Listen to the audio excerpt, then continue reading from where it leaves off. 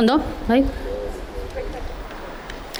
Gaur, Euskalgintzako ordezkaritza zabala, Araba, Bizkai eta Gipuzkoako alkate eta udal ordezkari ugarirekin bat eginda gatoz Espainiako Auzitegi Gorenaren azken sententziaren aurrean. Hain zuzen, epaitegi honek, Vox alderdi ultraeskuindarraren argudioak bere eginez, udalen legea garatzen duen dekretuaren hainbat atal baliogabetu dituelako. Sententziak herritarrek hautatutako udal gobernuei udalerri bakoitzerako hizkuntza politika askatasunez garatzeko eskumena ukatzen dielako egun indarrean dagoen araudia jarraituz. Euskal gizartearen eta euskal erakundeen gehiengo zabalaren borondate demokratikoaren aurkako eraso zuzena da. Azken hamarkadetako kontsentsuarekin hausten duena eta gure autogobernua nabarmen kaltetzen duena. Epai honen ondorioz, udaletan ezingo da euskara lehenetsi. Ez da gaztelerarekin batera erabiltzen denean ere. Finean, administrazioan euskararen erabilera normalizatu nahi bada, neurri zehatzak hartu behar dira euskara gazteleraren parera iritsi dadin. Hori du asmo indarrean dugun araudiak. Egoera larria da. Euskara hizkuntza gutxitua da. Mendeetako debeku eta jazarpen politikoen ondorioz minorizatua.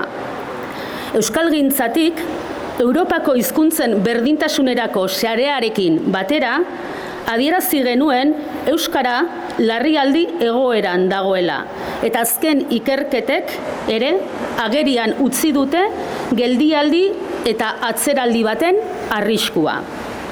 Bestalde, euskal erakundeak eta eragile politikoak ahalegin berezia egiten ari dira azken hilabeteotan, euskarak ofizialki lekua izan dezan Europako erakundeetan.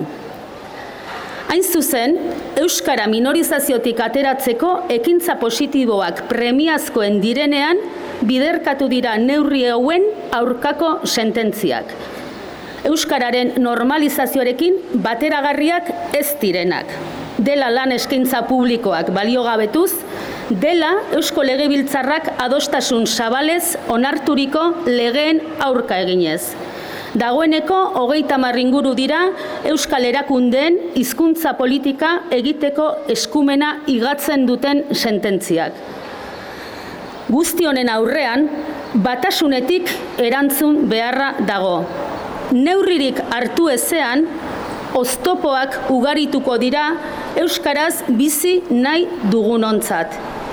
Hizkuntza eskubideak bizitzako alor guztietan gauza daitezkeenean soilik bihurtzen direlako egiazko eskubide. Ezin gara erasoei aurre egitera mugatu. Aurrera egiteko garaia da. Segurtasun juridikoa indartu behar dugu, eta beharrezko lege aldaketarekin batera, euskal gizartearen jokaera proaktiboa sustatu behar dugu, ahalik eta adostasun handiena eta zabalenarekin, herritarren hizkuntza eskubideak bermatzeko eta euskararen erabilera normalizatzeko. Euskara behar dugu, eta euskarak behar gaitu. Euskara baita gure hizkuntza. Euskaldun egiten gaituena.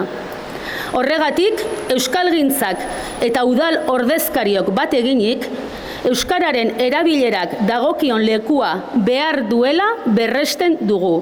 Eta horretarako beharrezkoak diren neurriak sustatzeko konpromisoa hartzen dugu gaurkoan. Bada garaia harago joateko, hizkuntza politiketan jauzi bat emateko. Pizkunde berri baten aroari bide emateko. Elkarrekin egingo dugu.